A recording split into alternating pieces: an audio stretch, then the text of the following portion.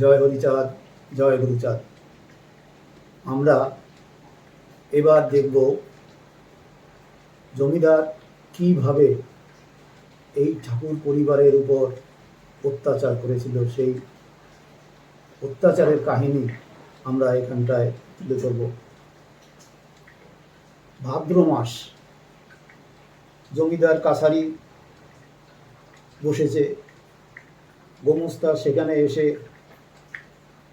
কৃষ্ণদাস ঠাকুরের কথা বলেছে যে কৃষ্ণদাস ঠাকুর কাছারিতে এসে জমিদারকে অপমানসূচক কথা বলে গেল, এটা তো সহ্য করা যায় না। এই সমস্ত নালিশ যখন জমিদারের কাছে জানানো হলো এবং আরও বেশি বেশি করে কথা বলা হলো যে কৃষ্ণদাস যা বলেছেন সেই রামায়ণের কাহিনী তুলে ধরে সেই কথা শুনে জমিদারকে আরও বেশি উত্তপ্ত করেছে। কিন্তু জমিদার গোমস্তাকে বলেছেন, আমরা যে টাকা ধার নিয়েছিলাম সেই টাকা তো আমাদের শোধ করে দেওয়ার কথা, এটা তো আমরা অন্যায় করেছি। গোমস্তা, তুমি কেন সেই টাকা শোধ করে দাওনি? গোমস্তা তখন জমিদারকে বলে, শোধ করে আমরা দেইনি ঠিকই, কিন্তু কৃষ্ণদাস ঠাকুর তার এত বড় ঔদ্ধত্য যে সে কাছারিতে এসে আপনার অপমান করে যাবে, সেই অপমান আমি সহ্য করতে পারিনি। আমি তাকে অনেক কটু কথা বলেছি। আমাদের জমিদার তিনি বলেন, সেটা তুমি করেছো, কিন্তু তোমার তো উচিত ছিল যে আমাদের যখন নতুন করে টাকা আমাদের সবাই শোধ করেছে, খাজনা বাকি নেই কোথাও, টাকা যখন আমাদের আদায় হয়েছে, তাহলে এই সময় তার টাকাটা শোধ করে দেওয়ার প্রয়োজন ছিল। সেটা যখন করনি, এটা ঠিক হয়নি। জমিদারকে আরও বেশি করে উত্তপ্ত করলো গোমস্তা। এবার জমিদার উত্তপ্ত হয়ে তখন গোমস্তাকে বললেন, তাহলে চলো আমরা কৃষ্ণদাসের বাড়িতে যাই, সঙ্গে দুজন পেয়াদা নিয়ে চলো। এইভাবে নৌকায় করে যখন কৃষ্ণদাস ঠাকুরের ঘাটে এসে নৌকা ভিড়ল, জমিদার যখন নৌকায় বসে আর ওদিকে গোমস্তা পেয়াদাদের পাঠালো কৃষ্ণদাস ঠাকুরকে ধরে আনার জন্য। এই কথা শুনে পেয়াদারা যখন গেল ধরে আনার কথা, কবি কৃষ্ণদাস ঠাকুর তখন ভীষণভাবে অসন্তুষ্ট হয়ে সমস্ত ভাইয়েরা মিলে বললেন, এত বড় সাহস যে ওরা আমাদেরকে ধরে নিয়ে যেতে এসেছে।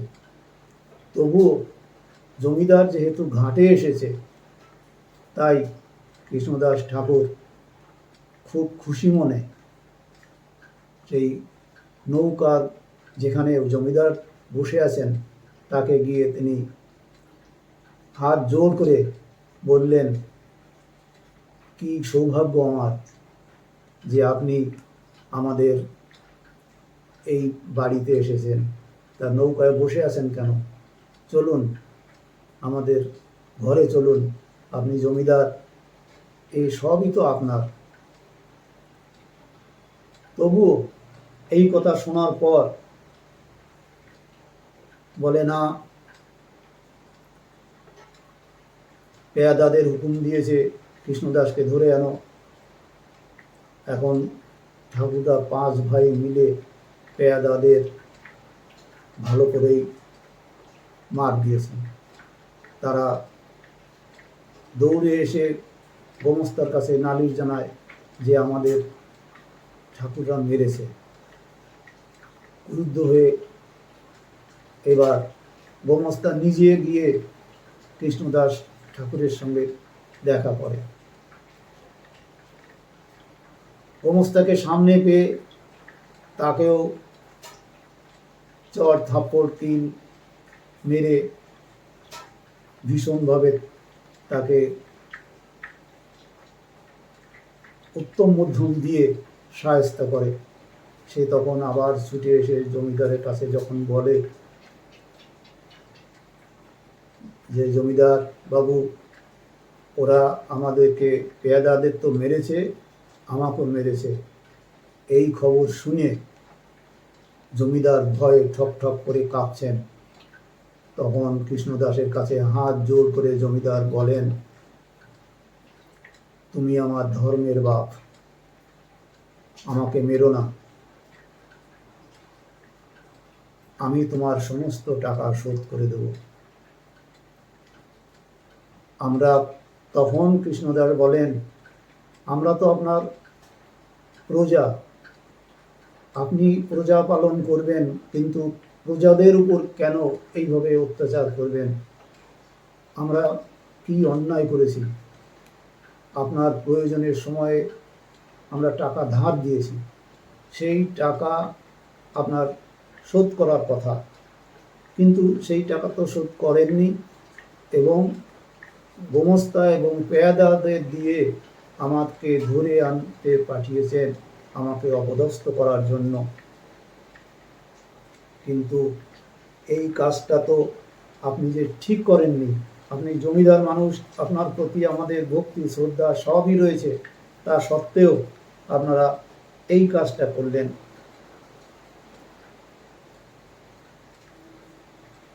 এরপর 5 ভাই মিলে কি করেছেন জানেন? নৌকা টেনে ডাঙায় তুলেছেন জমিদারকে সহ। নৌকা তখন আর জলে নেই, ডাঙায় উঠে আসছে।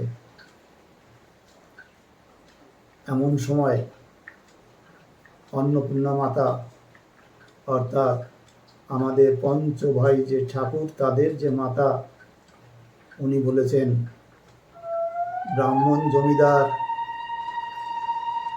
তাকে তোরা মারিস না, ও বুঝবে যে প্রজাদের উপর অত্যাচার করলে তার পরিণতি যে কি হয়।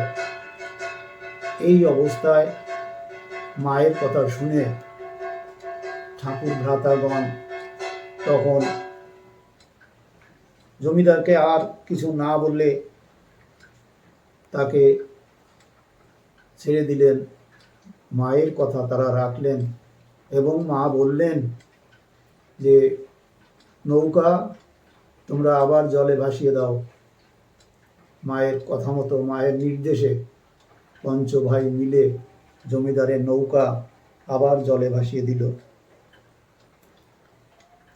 এবার গোমস্তা এবং পেয়াদা এরা তাড়াতাড়ি নৌকায় গিয়ে উঠল।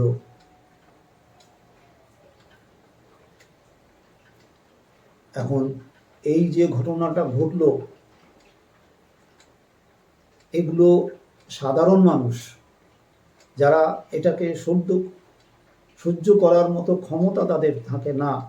এত বড় অপমান, নিজেদের টাকা দিয়ে তারপরে সেই টাকা যদি সময় মতো না দেয়, জমিদার তার কথা খেলাপ করে, তাহলে সেই জায়গায় যে কোনো মানুষ সহ্যের সীমা যখন পার হয়ে যায় তখন আর ঠিক থাকা যায় না। কেমন করে জমিদার তাকে নির্দেশ দেয়, কি বলে, ভদ্রভাবে কৃষ্ণদাস কইল সম্ভাষণ, ধরে আন এ হুকুম দিলে কি কারণ, কি দোষেতে করিয়ে প্রজার অপমান, না দেখি পাতকিয়ার আমার সমান। এইভাবে এই কথা শুনে তাদের মান অপমান এই সব সহ্য করতে না পেরে এত দূর তাদের উপর চড়াও হয়েছিলেন ঠাকুর পরিবার।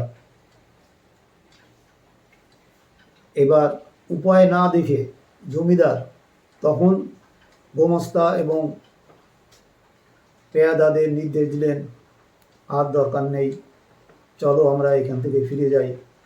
তখন তারা নৌকা নিয়ে আবার তারা সেই জমিদারি সেরেস্তায় ফিরে আসে। এই যে ফিরে আসার ঘটনা, ফিরে আসার যে কাহিনী, এর পিছনে যে মানুষ যে কত অত্যাচারী হয় এবং তৎকালীন সময়ে জমিদার এবং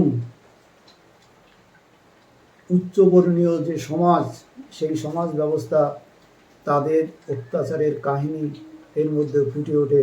যারা নিম্নবর্ণের মানুষ বলে পরিচিত, যারা তার নিম্নবর্ণ বলে যাদেরকে অপমান করা হয়, এইভাবে তাদেরকে দূরে ঠেলে ফেলে দেওয়া হয়, সেই সমস্ত মানুষের উপরে যে অপমান নির্যাতন এগুলো করা হয়েছিল, সেই সমস্ত অপমান নির্যাতন তার বিরুদ্ধে প্রতিবাদ স্বরূপ আমাদের ঠাকুর পরিবার, কৃষ্ণদাস ঠাকুর এবং তার সেই পঞ্চভ্রাতা মিলে এই প্রতিবাদ করেছিলেন। তারা ভেবেছিলেন আজ আমরা এখানে আছি, হয়তো আগামীতে থাকতে পারবো না, কারণ জমিদারের হাতে সমস্ত রকমের ক্ষমতা কুক্ষিগত থাকে। তারা যে কোনো সময়ে প্রজাদের উচ্ছেদ করতে পারে, সেই সম্পদ, তাদের সম্পত্তি সব লুটে নিতে পারে। কিন্তু তারা সত্যের জন্য এই কাজ করেছে। তারা সেই পিছনের কথা না ভেবে তারা তাদের প্রাপ্য টাকা পাওয়ার জন্য গোমস্তাকে এবং তার পেয়াদাদাকে শায়েস্তা করেছেন।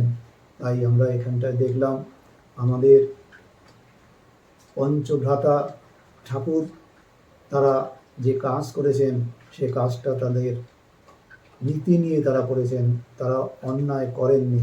আমরা এর পরের অংশে দেখব যে কিভাবে মিথ্যা দেনার দায়ে সেই ডিক্রি জারি করে মিথ্যা আইনের ফাঁসে ফেলে কিভাবে তাদের নিজেদের পিতৃভূমি, পিতৃপুরুষের ভিটে মাটি ত্যাগ করে সফলডাঙা ছেড়ে তাদের চলে যেতে হয়েছিল, সেই কাহিনী আমরা এর পরবর্তী অংশে তুলে ধরব।